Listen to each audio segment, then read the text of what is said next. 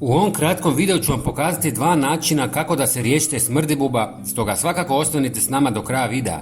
Prije nego krenemo, svakako se pretplatite na naš kanal i napišite u komentarima riječ jesam i poslat ću vam vrhunski recept protiv plamenjače pepelnice na biljkama. Hvala vam. Prvi od dva rješenja koja ću vam pokazati jest repelent od par sastojaka.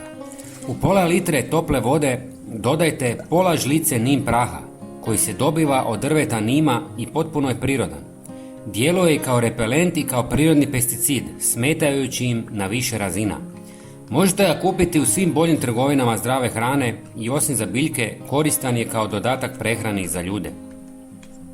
Zatim dodajte par kapi eteričnog ulja eukaliptusa, koji je najjači prirodni sastojak protiv smrdibuba zbog svog vrlo jakog mirisa koji insekti gotovo odmah odbija. Treći sastojak je malo usitnjeni klinčića jer sadrži spoj euganol koji ima snažan i oštar miris neugodan za mnoge insekte. Taj spoj djeluje kao prirodni insekticid i repelent ometajući njihova svjetila i tjerajući ih dalje. I zadnji sastojak je žlica jestivog ulja jer pomaže da se ove aktivni sastojci bolje vežu i ostanu na biljci duže vremena.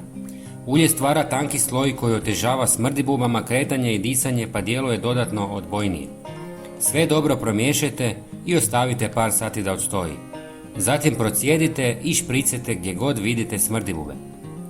Druga metoda su parazitske ose, koji su prirodni neprijatelji smrdibuba i vrlo učinkoviti saveznik u njihovu suzbijanju jer polažu jaja unutar tijela smrdibuba, čime ih postupno uništavaju iznutra. Parazitske ose možete nabaviti u specijaliziranim vrtlarskim centrima ili putem interneta u obliku paketa koji sadrže jaja ili odrasle ose. Ne zaboravite se pretplatiti na naš kanal. Hvala vam puno!